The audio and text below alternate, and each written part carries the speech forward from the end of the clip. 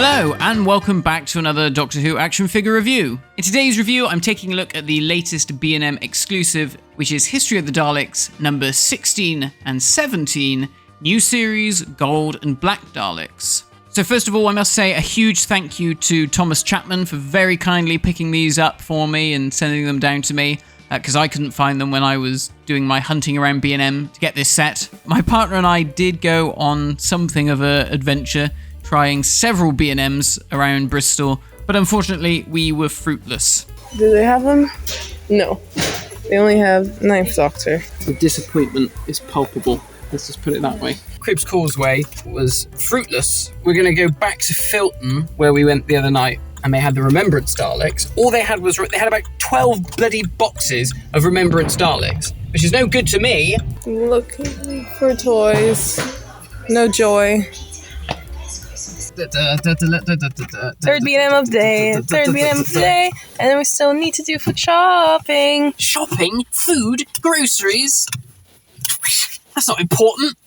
Plastic dollies, that's important. The next place we'll have to try is... Fish ponds. Fish ponds, yeah. Right, 2 B&Ms down, one more to go, and then we must do our food shopping. Content, This is content, I say. I say. What? This will pay for a loaf of bread when we go shopping. Last one. Oh, man. Poo this. But thanks to Thomas, the Daleks are here, and we're going to talk about them now. So, as ever, let's start off by taking a look at the packaging. So the figures come packaged in the standard window box featuring the new Doctor Who style guide with the diamond logo, the gold foil limited edition sticker, and the diamond box outs around the packaging. So they're referring to these two Daleks as New Series Gold and Black Daleks, and more specifically featuring the Time War Survivor Dalek from Dalek and the Black Dalek / Dalek Sack.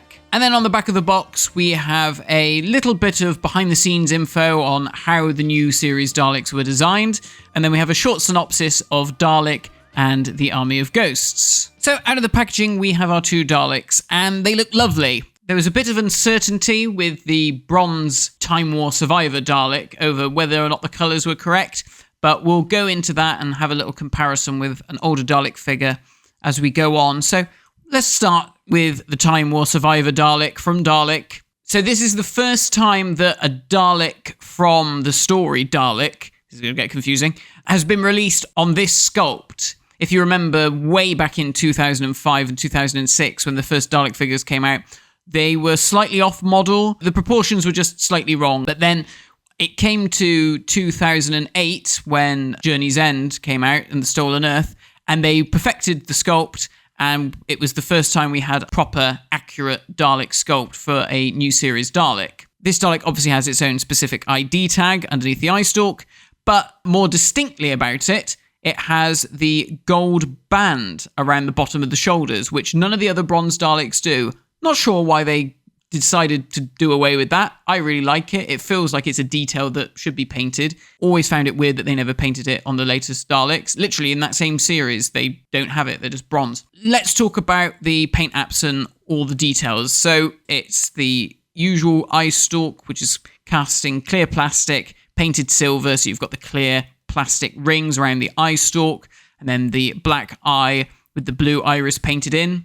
The dome lights, these are good because they've painted the cages silver, which is great. And then, like I said, it's got the distinct ID tag, and then you've got the dark wash over the top. Now, the first thing that I wish to point out, which is something that's connected to the articulation, is if you look at the end of the eye stalk, the joint, the swivel joint, that's usually black, as it is with the props. This time round, they've cast it in gold plastic, or they've painted it gold. Not sure why, but that's incorrect. Then if you go down to the neck cage, this is all really great, really well painted with the black, and then the dark wash again all over the rest of it. Same as we move down to the shoulder section, the slats have been painted gold. All of the rivets on the slats have been painted silver, which is really good as well. Same as we move forward to the gun boxes. All of the little rivets on the front have been painted silver too. Really nice attention to detail there. But then we come down to the other articulation colour error, which is the ball joints have been painted gold rather than the standard black. Again, not sure why they've done this. It does look a bit weird. Obviously, it's not something that they've done with Dalek Sack, which we'll talk about later. So it's kind of strange that they did that. And then, of course, you've got the standard silver arm, black plunger on the end, and then the silver gun stick. And then moving down to the skirt, again, bronze skirt, gold hemispheres, and then you've got that lovely weathering, just like the real prop. And I love the way that you've got the weathering around the hemispheres. It looks really great. It does mean that the Dalek has a bit of a sort of tacky feel to it. If you can remember some of those B&M TARDISes from previous years, some of the weathering on that felt kind of tacky, like the paint hadn't dried. Well, that's the case here. It feels a bit tacky to the touch. And then moving right down to the bottom, to the fender, this I really like. It's been painted in a more of a metallic silver. So it's grey, but there's like a metallic finish over the top. I love that. That is kind of reminiscent to those early 2005 Dalek figures and the like Dalek Battle Pack ones. So that looks really great. And then you've got all the rivets around the edge, which haven't been painted, but the weathering really picks them out. What I will say with regards to the paint job, I think the paint job's really nice and I love the weathering, like I said. Obviously, I've already pointed out that the painting on the articulated bits are a bit weird, but I'm not sure what I think about the bronze and the gold on this one compared to previous ones. Now, this was something that came up when the publicity pictures were released, and there was a bit of discussion about it online. Was the gold and the bronze too similar tonally? I think that is the case. I think the bronze is possibly slightly too light or maybe slightly too golden. And I think the gold that they have used, it's either because the gold is dulled out by the wash or because the gold is just a slightly different shade of gold. But I don't think the gold is different enough from the bronze. I think it could be slightly more striking. To demonstrate this, we've got the first time this Dalek sculpt was used from 2008, which is from the Journey's End set. So this is the Dalek, the Crucible Dalek, as noted by the different arm attachment. But it's the only completely bronze one of these I think I have, actually. And you can see the distinction between the bronze and the gold is far more vivid. And I personally prefer it. I think overall, in terms of paint applications, the B&M one does certain things better. Like you've got the rivets painted around the gun boxes, which is great. But the old one has, I think, a better overall colour. And obviously you've got the little silver studs around the fender, which are painted. And of course, it has the accurate black articulation points at the eye stalk and at the gun boxes. It's a mixed bag because I'm really glad that we've got this Dalek from Dalek with the gold band around the bottom of the shoulders, but it's a bit of a shame that they didn't just paint it the same colour as the previous Daleks. Again, they could have done that and added the weathering. I'm not sure what was the reasoning behind changing it. For all I know, maybe these new ones are more accurate and I'm just used to seeing the old ones. I'm not sure. I'm not an expert on Daleks, particularly not an expert on the new series ones, so if anyone has a better idea or, can share with me a bit more info, I'd be very interested to hear what people think. But overall, I like the Dalek. I do like the bronze and gold ones. They do look nice. But I just wish there was a bit more distinction between the two colours. And honestly, the gold on the ball joints, that feels like such a weird miss. It's just one of those things. Then we move over to Dalek Sack, who is arguably one of the new series Daleks that was most requested, simply because Dalek Sack was not released on this new, more accurate Dalek model in the UK. Now, I'm lucky because I actually own the original Underground Toys version of Dalek Sack, so it's going to be an interesting comparison because I did a bit of research for this video and I discovered something that I thought was an error, and apparently it wasn't. So we'll talk about that in a minute. But obviously the Black Dalek, stunning. It's a great look. Although unlike classic Black Daleks, which usually have either black and silver or black and white, Dalek Sack is just totally black, but the distinction is that some of the paintwork is gloss and some of the paintwork is matte. So again, much like with the Dalek we've just talked about, all of the same sort of details in terms of the eye stalk, in terms of the dome lights. Again, he's got his own distinct tag underneath the eye stalk. The dome, as you can see, is a glossy black paint. Meanwhile, the neck bin is in a matte black all the way around. So all of the rings are black, all of the lines going down are black, and then the mesh is also in a matte black. we'll talk about that in a sec. Then, in a sec, pardon the pun. And then we go down to the shoulder section. This has all been painted in a glossy black with the silver rivets painted really well all the way around. It looks great. Then we get to the gun and the plunger.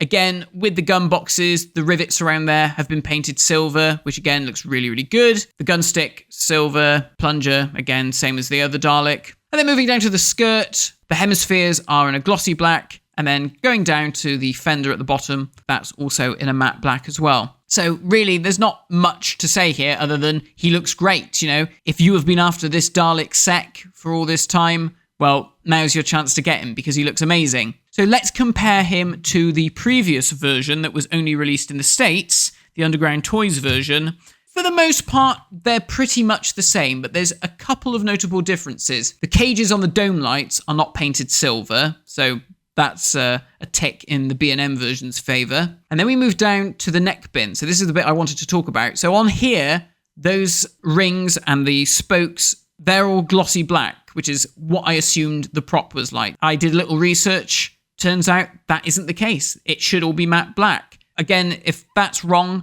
please someone tell me. But from what I could see from screen grabs and publicity pictures and behind the scenes pictures, it looked to me like the rings and the spokes were all matte black. Again, something that is better on the B&M version. The Underground Toys version doesn't have the silver rivets around the gun boxes, but the new one does. So again, another tick for B&M. The only thing that's really different is that on the Underground Toys one, the rivets on the fender are painted silver. Really, the B&M one definitely wins, I think, in terms of accuracy. So if you didn't track down the Underground Toys version, don't worry. You can get him now, new and improved, I should say, in the B&M set. And then in terms of articulation, it's all of the standard articulation with any Dalek figure. You've got the 360 rotating dome, you've got the pivoting eye stalk, the ball-jointed plunger and gunstick arm, and then the Daleks are on 3 wheels, one that fully rotates at the front, and then the 2 at the back. So my final thoughts on this.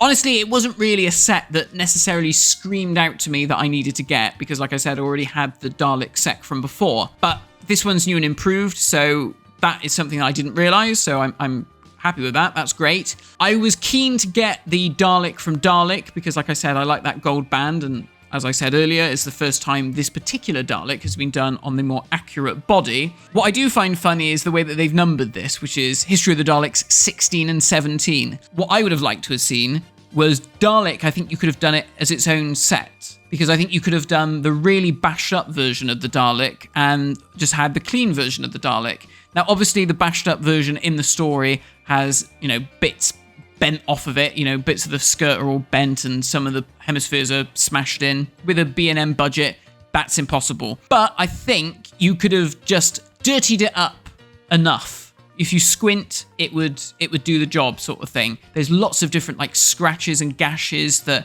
I think with some paint apps they probably could have mimicked. What I really would have loved to see them do is, for Parting of the Ways, do the black and gold Dalek that they originally did in the Dalek battle packs. I'm really disappointed that they missed out on that one, because that seemed like a prime opportunity to do that Dalek as a proper figure rather than one of the remote control jobs. Obviously they couldn't do any of the fancy arm attachments, but it still would have been nice to see that variation on the proper sculpt. And then I guess to do an Army of Ghosts set, well, you could have just had another member of the cult Ascaro and then Dalek Sack.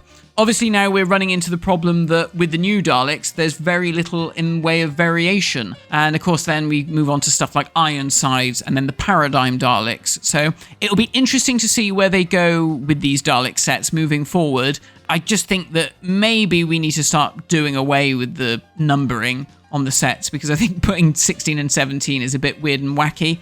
But there we go. Let me know what you think of this set in the comments below. I like it. It wasn't one that like I said, I was desperate for. Glad that I've got a improved Dalek Sack. And the bronze and gold one from Dalek is nice to have in the new and improved shape. So overall, it's pretty good going, and definitely one to get if you didn't get that original Dalek Sack. If you didn't get him, get this set, because you won't regret it. It'll be great. So thank you all for watching, and I'll see you all again soon for another Doctor Who action figure review. Bye-bye.